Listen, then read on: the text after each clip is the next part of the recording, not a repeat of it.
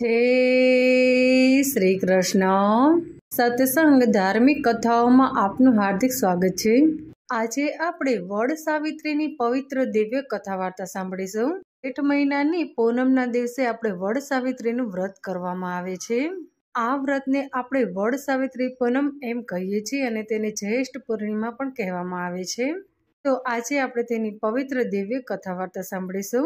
આ વ્રત આપણે જેઠ મહિનાની 11 લઈ અને પૂનમ સુધી કરવામાં આવે છે. 5 દિવસનું આ વ્રત છે. ઘણા લોકો 13 પણ કરે છે, 3 દિવસ કરે છે, 13, 14 અને પૂનમ એવી રીતે. અને જેઠ વદ એકમના દિવસે આ વ્રતને પારણા કરવામાં આવે છે. સૌ પ્રથમ આપણે વ્રતની વિધિ જાણીશું. જેઠ સુદ 11 આ વ્રત શરૂ કરી અને પૂનમના દિવસે આ વ્રત પૂરું કરવું. ઘણી બહેનો જેઠ સુદ 13 પણ આ વ્રત કરે છે અને જેઠ વદ એકમના દિવસે આપણે આ વ્રતના પારણા કરવાના છે. આ વ્રત કરનાર બહેનોએ આ દિવસે ફળાહાર કરવાનો છે. વડ સાવિત્રીના વ્રતમાં આપણે વડની પૂજા કરવામાં આવે છે. જે બહેનો આ વ્રત રહેતા હોય તેને સવારમાં વહેલા ઉઠી સ્નાન કરી અને સ્વસ્થ વસ્ત્રો પહેરવા. આ દિવસે 16 શણગાર સજવામાં આવે છે. આ વ્રત આપણા પતિના લાંબા આયુષ્ય માટે કરવામાં આવે છે. માટે બની શકે ત્યાં સુધી તમારે લાલ અથવા તો લીલા કલરના કપડાં ધારણ કરવા. પછી આપણે અબીલ, ગુલાલ, કંકુ, ચોખા અને ફૂલોથી આપણે વડનું પૂજન કરવાનું છે. તમે જ્યારે વડનું પૂજન કરવા જાઓ ત્યારે સૌ પ્રથમ તમારે તમારા પતિદેવને પગે લાગવાનું છે. તમારા ઘરમાં બીજા વડીલો હોય, સાસુ, સસરા, જેઠ, જેઠાણી, તેમને પણ તમારે પગે લાગી અને પછી તમારે પૂજા કરવા જવાનું છે.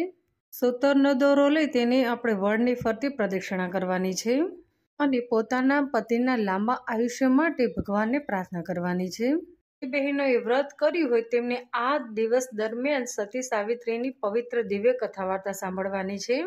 આ પૂજા આપણે પૂનમના દિવસે કરવાની છે. સૌભાગ્યવતી સ્ત્રીઓ હોય તેમને કંકુના ચાંદલા કર્યા પછી જ જમવાનું છે. હવે આપણે તેની પવિત્ર દિવ્ય કથા વાર્તા ચાલુ કરીએ. સૌ પ્રથમ આપણે હાથમાં ચોખા લઈ લઈએ, આસન પાથરી અને બેસી જઈએ અને વાર્તા ચાલુ કરીએ. ઘણા વર્ષો પહેલાની વાત છે. આપણા દેશમાં અશ્વપતિ નામે એક રાજા થઈ ગયો. તેને એક રાણી હતી અને તે રાણીનું નામ વૈશાલી હતું. રાજા રાણી ખૂબ જ ઉદાર અને માયાળુ સ્વભાવના હતા. રાજા રાણી સર્વ રીતે સુખી હતા, પરંતુ તેમને શેર માટેની ખોટ હતી. તેમને ત્યાં પારણું બંધાયું ન હતું, તે માટે તે હંમેશા રાજા રાણી ચિંતિત રહેતા હતા. એક દિવસ તેમના મહેલમાં એક સાધુ મહારાજ આવ્યા. આ સાધુ મહારાજને રાજા રાણીની પરિસ્થિતિ જોઈ અને ખૂબ જ દુઃખ થયું. આથી તેમણે રાજા રાણીને વાંઝ્યા મૈણું ટાળવા માટે સાવિત્રી દેવીનું વ્રત કરવાનું કહ્યું. સાધુ મહારાજે જેવી રીતે કહ્યું હતું એવી રીતે રાજા રાણીએ તો સાવિત્રી દેવીનું વ્રત ચાલુ કર્યું. થોડા સમયમાં જ દેવી પ્રસન્ન થયા. ત્યારે રાજા રાણીએ કહ્યું કે દેવી, અમે બધી જ વાતે સુખી છીએ, પરંતુ અમારા ઘરે શેર માટેની ખોટ છે. માટે હે દેવી, તમે અમને એક પુત્ર આપો. ત્યારે દેવીએ રાજા રાણીને કહ્યું કે તમારા નસીબમાં પુત્રનું સુખ નથી, પરંતુ તમારા નસીબમાં પુત્રીનું સુખ છે. તમારે ત્યાં જે પુત્રીનો જન્મ થશે તે પુત્રી જેવી તેની, પરંતુ ખૂબ જ ગુણિયલ અને ભક્તિભાવવાળી હશે. આગળ જઈ અને તે પુત્રી તમારું નામ રોશન કરશે. આમ કહી અને દેવી તો અંતર્ધ્યાન થઈ ગયા. આમ પૂરા 9 માસે વૈશાલી રાણીએ એક પુત્રીને જન્મ આપ્યો. દેવી સાવિત્રીની કૃપાનું ફળ જાણી અને તેમને તેમની પુત્રીનું નામ સાવિત્રી પાડ્યું. સાવિત્રી તો દિવસે ન વધે એટલી રાત્રે વધવા લાગી. રાજા રાણી તો તેને ખૂબ જ લાડકોડથી ઉછેરવા લાગ્યા. સાવિત્રી દેખાવે ખૂબ જ સુંદર હતી અને તેને પોતાના માતા પિતાના સંસ્કારો પણ વારસામાં મળ્યા હતા. આથી જાણે સોનામાં સુગંધ ભળી ગઈ હોય તેવું લાગતું હતું. સમય જતાં સાવિત્રી મોટી થઈ અને હવે રાજા રાણીને તેના હાથ પીડા કરવાની ચિંતા સતત સતાવા લાગી. આવી ગુણિયલ અને સુકન્યા માટે વર ગોતવો એટલે આપણે ધોરા દિવસે તારા વીણવા બરાબર હતું. રાજા રાણીએ તો ચારે બાજુ સુયોગ્ય વર મેળવવા માટે તપાસ ચાલુ કરી દીધી, પરંતુ તેમને ક્યાંય પણ સાવિત્રીને યોગ્ય વર મળ્યો નહીં. આથી છેવટે તેમણે સાવિત્રીને જ વરની પસંદગી કરવા માટે કહ્યું. સાવિત્રીએ તો વનમાં આશ્રમ બાંધી અને રહેતા ધુમ્મતસેન રાજાના પુત્ર સત્યવાન પર પોતાની પસંદગી ઉતારી. સાવિત્રીની આ વાત સાંભળી અને રાજા રાણી તો ખૂબ જ ખુશ થઈ ગયા. એટલામાં ત્યાં નારદજી આવી ચડ્યા. આથી રાજા રાણીએ નારદજીની સલાહ માંગી. રાજા રાણીએ તો નારદજીને સઘળી વાત કહી સંભળાવી. ત્યારે નારદજીએ કહ્યું કે સત્યવાન બધી જ રીતે તમારી દીકરી સાવિત્રીને યોગ્ય છે, પણ નારદજીના મોઢે તો પણ શબ્દ સાંભળીને રાજા રાણી તો ખૂબ જ ચિંતા કરવા લાગ્યા. ત્યારે રાજા રાણીએ કહ્યું કે નારદજી, પણ એટલે શું તે તમે અમને કહો. હવે તો રાજા રાણી ઉત્સુકતા વધવા લાગી. રાજા રાણીના પૂછવા પર નારદજીએ કહ્યું કે સત્યવાનનું આયુષ્ય ખૂબ જ ટૂંકું છે, હવે તે ફક્ત 1 જ વર્ષ જીવિત રહી શકશે. નારદજી આવી રીતે ખેદપૂર્વક બોલ્યા. નારદજીની આ વાત સાંભળી અને રાજા રાણી તો અવાક થઈ ગયા. તેમને આ વાત સાંભળીને ખૂબ જ દુઃખ થયું. આ સાંભળી અને રાજા રાણી તો પોતાની દીકરીને સમજાવવા લાગ્યા કે દીકરી, તું હવે સત્યવાન સાથે પરણવાનો વિચાર માંડી વાળ. માતા પિતાની આ વાત સાંભળીને સાવિત્રીએ કહ્યું કે હે પિતાજી, જો મારા નસીબમાં કંઈ પણ હશે તેને કોઈ પણ મિથ્યા નહીં કરી શકે, માટે મારાથી હવે જે નિર્ણય મેં લીધો છે તે નિર્ણય હું ફેરવી નહીં શકું. સાવિત્રીએ કહ્યું કે જો હું પરણીશ તો ફક્ત સત્યવાન સાથે જ પરણીશ, નહીતર હું નહીં પરણું. આવી રીતે સાવિત્રીએ તો મક્કમ અવાજે પોતાના માતા પિતાને કહ્યું. સાવિત્રીની આવી મક્કમતા જોઈ રાજા રાણી તો ચૂપ થઈ ગયા.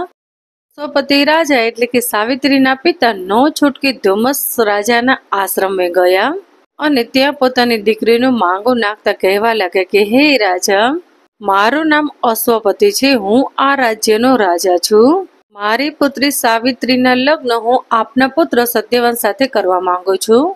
ત્યારે ધુમ્મસેન રાજાએ કહ્યું કે હે રાજા, શું તમે તમારી દીકરીના લગ્ન મારા દીકરા સાથે કરાવવા માંગો છો? કારણ કે તે સંભવ નથી. ક્યાં તમે અને ક્યાં હું? મારી પાસે તો હવે રાજ્ય પણ નથી રહ્યું. મારા દુશ્મનોએ મારી પાસેથી મારું રાજ્ય પડાવી લીધું છે, માટે જ હું અહીં આશ્રમ બાંધી અને મારી બાકીની જિંદગી પૂરી કરી રહ્યો છું. આપ આપની દીકરીને હાથે કરી અને દુઃખના દરિયામાં શા માટે તમે ધકેલી રહ્યા છો? આવી રીતે ધુમ્મસેને રાજાને નિરાશ વદને કહ્યું. ત્યારે રાજાએ કહ્યું કે હે રાજન, મારી પુત્રી જ આપના પુત્ર સાથે લગ્ન કરવા માંગે છે, તો તમારે શું કોઈ વાંધો છે? ત્યારે રાજાએ કહ્યું કે ના, મારે તો શું વાંધો હોય, હું તો ખુશીથી મારા પુત્ર સત્યવાનના લગ્ન આપની પુત્રી સાવિત્રી સાથે કરાવીશ. આવી રીતે ધુમ્મસેન રાજાએ હરખાતા કહ્યું. તેઓ તો ઊભા થવા માટે ગયા ત્યાં તો પાણીની માટલી સાથે અથડાયા અને પડતા રહી ગયા, કારણ કે તે રાજા આંધળા હતા. એટલી વારમાં ત્યાં સત્યવાન આવી પહોંચ્યો અને તેને પોતાના પિતાને બચાવી લીધા અને સત્યવાને તેના પિતાને પોતાની જગ્યાએ પાછા બેસાડી દીધા. થોડા દિવસ પછી શુભ મુહૂર્ત જોઈ અને અશ્વપતિ રાજાએ પોતાની પુત્રી સાવિત્રીના લગ્ન સત્યવાન સાથે ધામધૂમથી કર્યા. રાજા રાણી તો ઉપરથી ખુશ દેખાતા હતા, પરંતુ અંદરથી તેમનું હૃદય પોતાની દીકરી માટે બળ્યા કરતું હતું, કારણ કે ટૂંક સમયમાં જ તે વિધવા બનવાની છે. સત્યવાન અને સાવિત્રી તો ખૂબ જ આનંદથી પોતાના દિવસો પસાર કરવા લાગ્યા. પતિ પત્ની તો એકબીજાને ખૂબ જ ચાહતા હતા. જ્યારથી સાવિત્રીએ પોતાના પતિ વિશે નારદજી પાસેથી અલ્પ આયુષ્ય વિશેની વાત સાંભળી હતી, ત્યારથી જ તે સાવિત્રી દેવીની આરાધના કરવા માંડી હતી. જોતજોતામાં 1 વર્ષ પૂરું થઈ ગયું. આમ ને આમ સત્યવાનના મૃત્યુનો દિવસ આવી ગયો. એ દિવસે સવારે સત્યવાન જંગલમાં લાકડા કાપવા માટે ગયો હતો.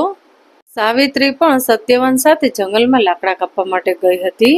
જંગલમાં એક સૂકું ઝાડ જોઈ અને સત્યવાન તો ઊભો રહી ગયો અને સત્યવાન તે ઝાડ ઉપર કુહાડીથી ઘા કરવા લાગ્યો. થોડી વાર થઈ ત્યાં તો તેને પેટમાં દુખાવો પડ્યો અને તે તો જમીન ઉપર ઢળી પડ્યો અને બેભાન થઈ ગયો. સાવિત્રી તો તેની પાસે જ ઊભી હતી. આ બધું દ્રશ્ય જોઈ અને તે તો રડવા લાગી. સાવિત્રી તો સત્યવાનનું માથું પોતાના ખોળામાં લઈ અને તેને હાથ ફેરવવા લાગી.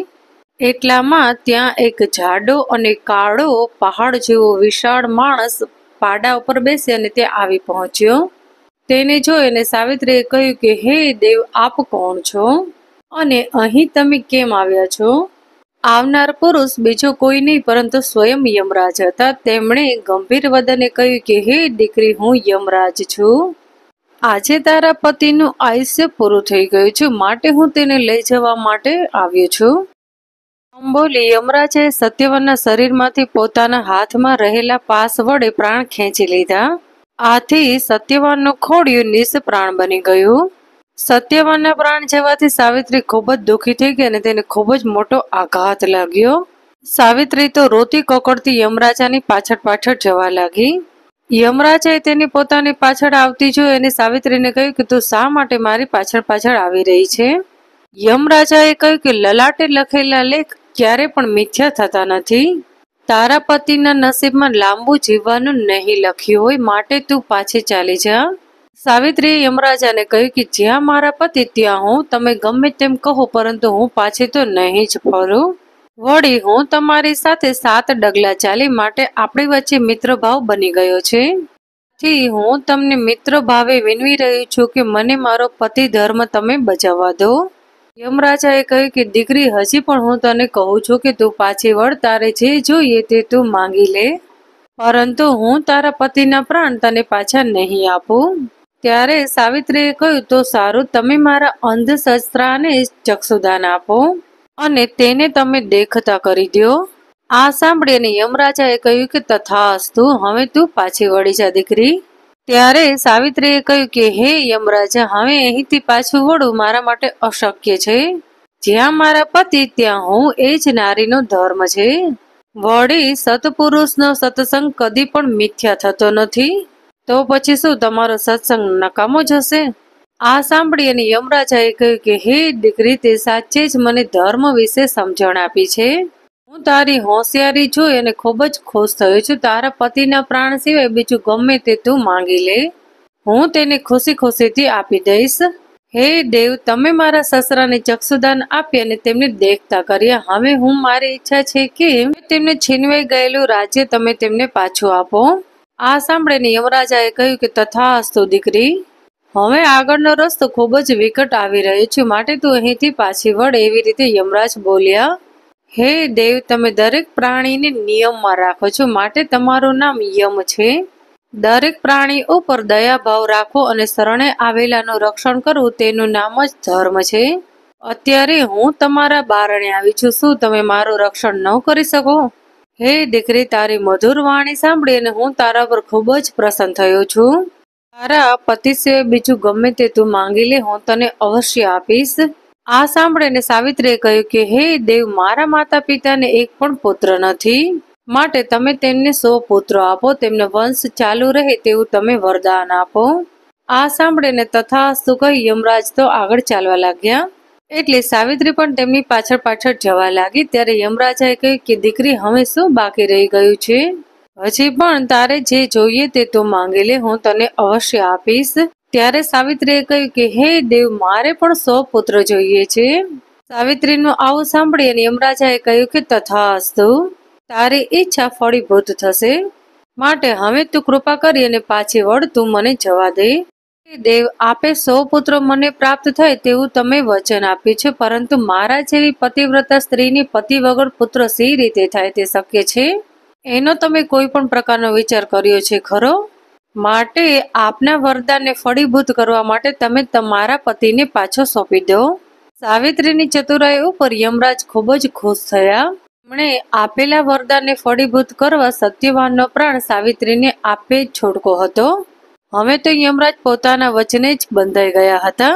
સાવિત્રીએ તો ચતુરાઈપૂર્વક તેમની પાસેથી 5 વચનો માંગી લીધા. તેમાંય છેલ્લા વરદાનમાં તેના પતિને સજીવન કર્યા વગર યમરાજાને છૂટકો જ ન હતો. આથી યમરાજે સાવિત્રી ઉપર ખુશ થતા કહ્યું કે દીકરી, હું તારી પતિ ભક્તિ ઉપર ઘણો જ ખુશ થયો છું. જા, હું તારા પતિને જીવનદાન આપું છું અને હું તારા પતિના આયુષ્યને વધારી અને 400 વર્ષનું આયુષ્ય આપું છું, માટે ખુશીથી તું તારા પતિને અહીંથી લઈ જા. આમ કહી તેઓ સાવિત્રીને આશીર્વાદ આપી અને ચાલ્યા ગયા. સાવિત્રી તો જે વૃક્ષ નીચે પોતાના પતિનો દેહ પડ્યો હતો ત્યાં ગઈ. ત્યાં જઈ અને તેને પોતાના પતિનું માથું ખોળામાં લીધું. તરત જ સત્યવાન તો આરસ મરડી અને બેઠો થયો. સત્યવાનને સજીવન થયેલો જોઈ અને સાવિત્રીના આંખમાં તો હર્ષના આંસુ આવી ગયા. સત્યવાને તેને પોતાના સ્વપ્નમાં જોયેલી સઘળી વાત સાવિત્રીને કહી સંભળાવી.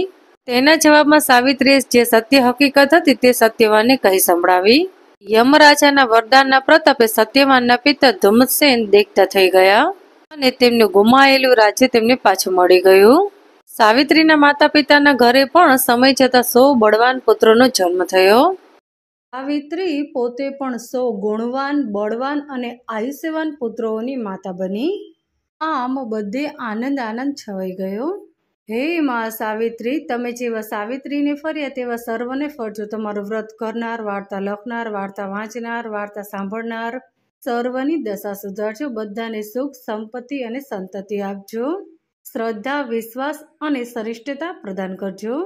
અહીં આપણે વડ સાવિત્રીની પવિત્ર દિવ્ય કથા વાર્તા સમાપ્ત કરીએ છીએ. જય શ્રી કૃષ્ણ.